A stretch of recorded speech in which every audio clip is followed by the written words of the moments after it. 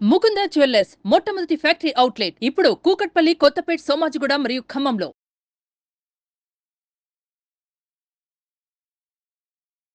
నమస్తే, welcome to Suman TV. నేను మీ Suman TV Usha. October మాసానికి సంబంధించి 12 రాసుల వారికి అసలు ఏ విధంగా ఉండబోతుంది, ప్రత్యేకించి ఏ విషయాల్లో జాగ్రత్తలు వహించాలి అండ్ దాంతోపాటు కొన్ని రాసుల వారికి అనుకూలించినప్పుడు ఖచ్చితంగా కొన్ని హోమాలు కూడా ఉంటుంటాయి. ఆ హోమాలు ఎప్పుడైతే మనం నిర్వహిస్తూ ఉంటుంటామో విద్య అండ్ దాంతోపాటు ఉద్యోగం, వైద్యరీత్యా మనం చూసుకుంటుంటే కొన్ని విషయాల్లో ల్యాగ్ ఉంటూ ఉంటుంది, కలిసి రావట్లేదు, వ్యాపారంలో లాస్ అవుతుందని చెప్తుంటుంటారు. ఎస్పెషల్లీ కొన్ని రాసుల వారికి శనికి సంబంధించి ఏదైతే ఉంటుందో బాగుండట్లేదు, అనుకూలించట్లేదు అని కూడా చెప్తూ ఉంటుంటారు. వాటన్నింటికి సంబంధించి ఏ విధంగా ఉండబోతుంది, ఏ విషయాల్లో జాగ్రత్తలు వహించాలో సురేష్ గారిని అడిగి తెలుసుకుందాం. నమస్తే సురేష్ గారు. నమస్కారం అండి ఉషా గారు. ఇవాళ గనక మనం చూసుకుంటే కర్కాటక రాశి వారికి అక్టోబర్ మాసాంతం అసలు ఏ విధంగా ఉండబోతుంది అంటారు? ఈ రాశి వాళ్ళు ఏ ఏ విషయాల్లో జాగ్రత్తలు వహించాలి అంటారు? సో మనం చూసుకుంటే ఉషా గారు, అక్టోబర్ మంత్, ఈ మంత్ మనకేమవుతుందంటే ఆశ్వీజ మాసంతో స్టార్ట్ అవుతుందని మనం చెప్పుకోవాలి. ఆశ్వీజ మాసం అనగానే మనకు ఫస్ట్ గుర్తొచ్చేది నవరాత్రులు, దీపావళి పండగ, ధనత్రయోదశి, నరక చతుర్దశి, ఇలా అనేక రకమైన పర్వదినాలు ఉన్న గొప్ప మాసం మనం చెప్పుకోవాలి. 10వ మంత్ అనమాట. ఈ మంత్ ఒక విశేషం ఏంటంటే ఈ మంత్లో పుట్టిన వాళ్ళు గొప్ప వాళ్ళు అయిపోతారు అన్నమాట. సో కర్కాటక రాశి వారికి మనం చూసుకుంటే వీళ్ళకి పునర్వసు 4వ పాదం, పుష్యమి 1, 2, 3, 4 పాదాలు, ఆశ్లేష 1, 2, 3, 4 పాదాలకు సంబంధించిన వాళ్ళంతా మనం కర్కాటక రాశి వారిగా మనం చెప్పుకుంటాం అనమాట. అంతేకాకుండా పేరు బలం కనుక మనం చూసుకుంటే వీళ్ళకి హీ, హూ, హే, హో, డా, డీ, డు, డే, డో, ఈ అక్షరాలు మోరార్లెస్ వేరే ఈ సౌండ్తో ఉన్న పేరు ఉన్న వాళ్ళంతా కూడా మనకి కర్కాటక రాశి వాళ్ళని చెప్పుకుంటారు అనమాట. మనం గోచారం కనుక గమనిస్తే అంటే గ్రహస్థితిని కనుక మనం చూసుకుంటే వీళ్ళకి సూర్యుడు తులారాశిలో 17వ తారీఖు ఎంటర్ అవుతున్నాడు. తర్వాత వీళ్ళకి మార్పులు వచ్చే అవకాశం ఎక్కువ ఉంది. తర్వాత కుజుడు, తర్వాత బుధుడు వచ్చేటప్పుడు అక్టోబర్ 10వ తారీఖునే తులాలకు షిఫ్ట్ అవుతూ ఉన్నారు. తర్వాత శుక్రుడు వచ్చేటప్పటికి వృశ్చిక రాశిలో 13వ తారీఖు, కుజుడు 20వ తారీఖున అక్టోబర్లో మారుతున్నారు అనమాట. అంటే ఈ 4 రకాల ప్లానెట్స్ మారటం వల్ల వీళ్ళు కర్కాటక రాశి వాళ్ళకి జీవితంలో కొన్ని రకాలుగా అనుకూలంగా, కొన్ని రకాలుగా ప్రతికూలంగా ఉండే అవకాశం ఎక్కువగా ఉంది. అవేంటో మనం చూద్దాం. ఇందులో మనం వచ్చేటప్పటికి జ్యోతిష శాస్త్రంలో 2-3 ప్యాటర్న్లు చెప్తారండి ప్రిడిక్షన్ చెప్పడానికి. అందులో ఒక ప్యాటర్న్ ఏంటంటే, ఒక ఫస్ట్ సిస్టమ్ ఏంటంటే సూక్ష్మ గోచారం, లఘు గోచారం అని చెప్తారనమాట. దీని ప్రకారం కనుక చూసుకుంటే వీళ్ళకి ఎలా ఉంటుందంటే, సూర్యుడు వీళ్ళకి లక్ష్మీదేవి వీళ్ళ ఇంటికి వచ్చే అవకాశం ఎక్కువగా ఉంది 15th బిఫోర్. ఆ తర్వాత శారీరకంగా కొంచెం ఇబ్బంది పడే అవకాశం ఎక్కువగా ఉంది. శత్రువుల వల్ల భయం ఎక్కువగా ఉంది. తర్వాత ఓవరాల్గా చూసుకుంటే వీళ్ళ కుటుంబ సభ్యులతోటి, ఫ్యామిలీస్ తోటి, ఫ్రెండ్స్ తోటి ఆహ్లాదం గడిపే అవకాశం ఎక్కువ ఉందని మనం చెప్పుకోవాలి. అదే 17th తర్వాత చూసుకుంటే వీళ్ళకి మానహాని అంటే అగౌరవం జరిగే సంఘటనలు వీళ్ళకి చోటు చేసుకుంటే, తర్వాత శత్రువుల ద్వారా పీడ ఉంది. తర్వాత రావాల్సిన ధనం రాక ఇబ్బందులు పడే అవకాశం ఎక్కువగా ఉంది. ఏదో కొద్దిగా బెటర్గా ఉందంటే కనుక పుత్రుల ద్వారా, సంతానం ద్వారా సుఖం పడే అవకాశం ఎక్కువగా ఉందని మీరు చెప్పుకోవాలన్నమాట. ఈ ప్రకారం మనం సూక్ష్మ గోచారం ప్రకారం మనం చూసుకోవచ్చు. అంటే గ్రహస్థితిని బట్టి, గ్రహ మార్పుని బట్టి 4th ఇంట్లో వీళ్ళకి సంచారం జరగటం వల్ల 17th నుంచి 27th లేదా మంత్ అండ్ ఎలా ఉంటుందంటే వీళ్ళకి మిక్స్డ్గా ఉంటుందని చెప్పుకోవాలన్నమాట. కొన్నిట్లో చాలా పాజిటివ్గా ఉంటుంది, కొన్నిట్లో కొంచెం ఇబ్బంది పడే అవకాశం ఎక్కువగా ఉంది. దేంట్లో అనుకూలంగా ఉంటుందంటే ఫస్ట్ ధనలాభం ఉంటుంది, గుర్తుపెట్టుకోండి. సెకండ్, థర్డ్, 4th వీక్లో ధనలాభం వచ్చే అవకాశం ఎక్కువ ఉంది. హెల్దీగా ఉంటారు, బంధువులతోటి, మిత్రులతో కలిసి ఉంటారు, అధికారులను కలుస్తారు, పెద్దలతో బాగా సంభాషించి వీళ్ళకి కావాల్సిన వ్యవహారాలన్నింటినీ చక్కగా చూసుకుంటారు. కార్యసిద్ధి ఉంది, మనసులో కోరికలన్నీ నెరవేరుతాయి అని చెప్తారు అనమాట.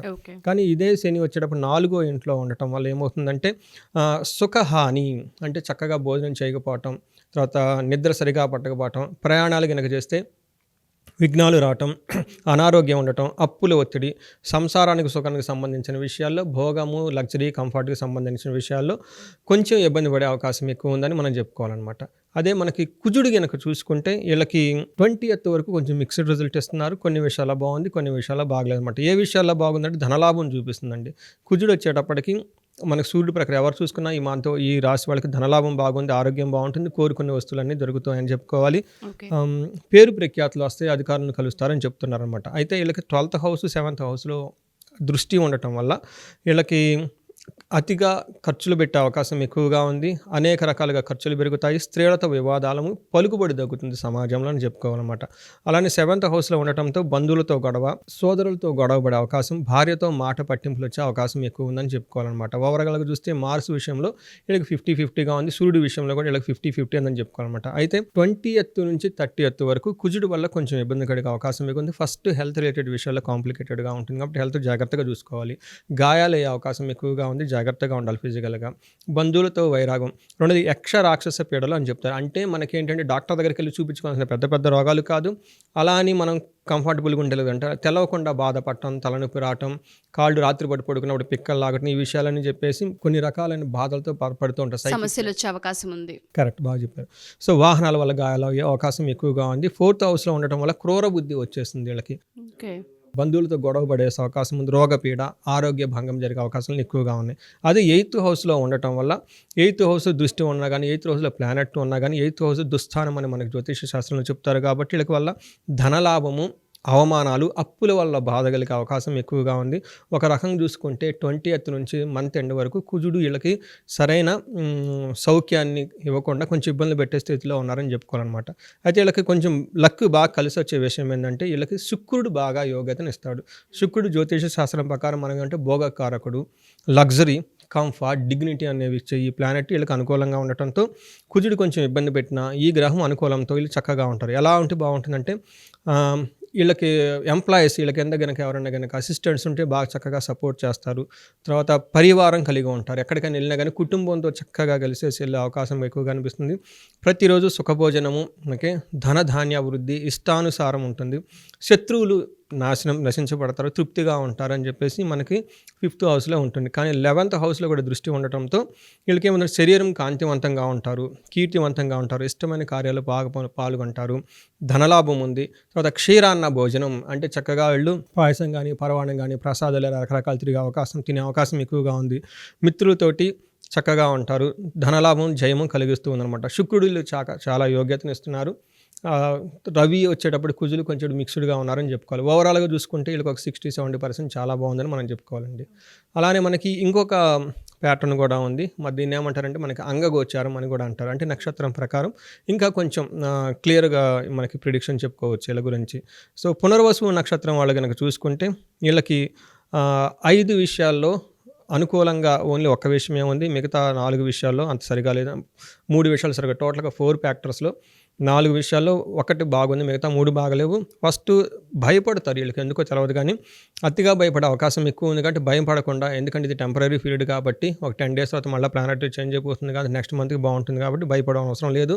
గొడవ పడి తద్వారా గొడవ ద్వారా వీళ్ళకి ఒక సందిగ్ధంలో పడిపోతారు. అంటే కన్ఫ్యూజన్లో వెళ్ళిపోయి ఎలా వెళ్ళాలి, ఏం చేయాలని అర్థం కాకుండా ఇబ్బంది పడే సిచ్యువేషన్ ఎక్కువగా ఉంటుంది. కాబట్టి ఈ టైంలో వీళ్ళు పెద్దవాళ్ళ సలహాలు తీసుకుంటే కనుక, గురువులకు సహాయం తీసుకుంటే వాళ్ళు హెల్ప్ చేస్తారు. వాళ్ళ ద్వారా వీళ్ళు విజయం సాధించే అవకాశం ఎక్కువగా ఉంది. ఫైనల్గా పునర్వసు వాళ్ళకి అప్స్ అండ్ డౌన్స్తో మంత్ అనేది విజయవంతంగా ఉంటుంది అనేసి మనం పునర్వసు వాళ్ళకి చెప్పుకోవచ్చు. పుష్యమి నక్షత్రం వాళ్ళు కనుక చూసుకుంటే, పుష్యమి నక్షత్రం వాళ్ళు మీరు లాస్ట్ 1 week నుంచి పుష్యమి నక్షత్రం వాళ్ళకి కాల్స్ ఎక్కువ వస్తున్నాయండి. అదే చెప్తారు రీజన్ ఎందుకు కాల్స్ వస్తుంది అనేది. సో వీళ్ళు కనుక మనం చూసుకుంటే పుష్యమి నక్షత్రం వాళ్ళు 4 విషయాల్లో 2 అనుకూలంగా ఉంది, 2 ప్రతికూలంగా ఉన్నాయి అని చెప్పుకోవాలన్నమాట. ఫస్ట్ భయపడతారు, సందిగ్ధతో పడుతూ ఉంటారు, కష్టపడుతూ ఉంటారు. అయితే ఏ విషయాలు అనుకూలంగా ఉందంటే విదేశాగమనం, ఎవరైనా ఫారిన్ కంట్రీ వెళ్ళాలనుకుంటే ఇది బెస్ట్ టైం అని మనం చెప్పుకోవాలి. తర్వాత ఈ మంత్ అంతా కూడా ఓవరాల్గా వీళ్ళకి కూడా విజయం వచ్చే అవకాశం ఎక్కువగా ఉంది. అయితే ఆశ్లేష నక్షత్రం వాళ్ళు కనుక మనం చూసుకుంటే వీళ్ళకి 5 విషయాలు 2 విషయాలు బాగలేదు, 3 విషయాలు చాలా బాగుంది, పాజిటివ్గా ఉందని చెప్పుకోవాలి. ఈ ఆశ్లేష నక్షత్రం వాళ్ళు భయపడే సిచ్యువేషన్ వచ్చే ఎక్కువ అవకాశం ఉంటుంది. కన్ఫ్యూజన్ అరైజ్ అయ్యి టఫ్గా ఉండే సిచ్యువేషన్ ఫేస్ చేసే ఒక సిచ్యువేషన్ కూడా వస్తుంది. కానీ ఎవరైనా ఫారిన్ కంట్రీ వెళ్ళాలనుకుంటే ఈ టైం ఇది వాళ్ళకి బెస్ట్ టైం అని మనం చెప్పుకోవాలి. అంతేకాకుండా వీళ్ళకి జయము వస్తుంది, జయంతో పాటు ఐశ్వర్యం కూడా వీళ్ళ ఇంటికి వచ్చే అవకాశం ఎక్కువగా ఉంది. సో ఈ ప్రకారంగా చూసుకుంటే మనం ఆశ్లేష నక్షత్రం వాళ్ళకి చాలా బాగుందని మనం చెప్పుకోవాలి. అయితే ఇక్కడ మృత్యు నక్షత్రాలను కొన్ని ఉంటాయండి ఉషా గారు. ఈ మృత్యు నక్షత్రాలు ఎప్పుడూ ఉండవు, అప్పుడప్పుడు కొన్ని సందర్భాల్లో కొన్ని నెలలు మాత్రమే వస్తూ ఉంటాయి. పుష్యమి నక్షత్రం వాళ్ళు మీకు ఇందాక చెప్పాను చూసారా, నాకు పుష్యమి నక్షత్రం వాళ్ళు కాల్స్ ఎక్కువ వస్తూ ఉంటాయి అనమాట.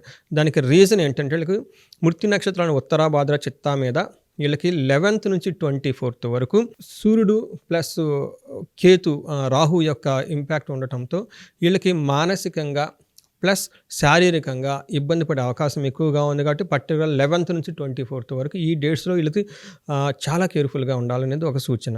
అంతేకాకుండా ఆశ్లేష నక్షత్రం వాళ్ళకి రాంగ్ డెసిషన్ తీసుకునే అవకాశం ఎక్కువగా ఉంది. బుద్ధి నాశనము ప్లస్ ధననాశనం చూపిస్తుంది కాబట్టి ఈ విషయాలను గుర్తుపెట్టుకొని ప్లాన్ బి పెట్టుకొని ఆల్టర్నేటివ్ పెట్టుకొని హడావుడి పడకుండా వేరే వాళ్ళ హెల్ప్తో కనుక తీసుకుంటే చక్కగా ఉంటుందని చెప్పేసి మనకు జ్యోతిష శాస్త్రం ద్వారా చెప్పబడుతుందండి. ఒక హాఫ్ మంత్ బాగుంది, హాఫ్ మంత్ కొంచెం ఇబ్బందులు ఉన్నాయని చాలా క్లియర్గా అర్థమవుతుంది. ఎస్పెషల్లీ ఫినాన్షియల్ అండ్ దాంతోపాటు సత్సంబంధాల్లో కొంత మిస్కమ్యూనికేషన్స్ కనిపిస్తూ ఉన్నాయి కాబట్టి ఫినాన్షియల్ ఎక్కువ మేజర్ పాత్ర చూపిస్తూ ఉంటుంది సురేష్ గారు. ఎందుకంటే ఇన్వెస్ట్మెంట్ గానో లేదు అంటే వ్యాపారానికి సంబంధించి ఇంకేదైనా డబ్బనో ఆగిపోయినప్పుడు చాలా ఇబ్బందులు క్రియేట్ అవుతూ ఉంటుంటాయి. కరెక్ట్.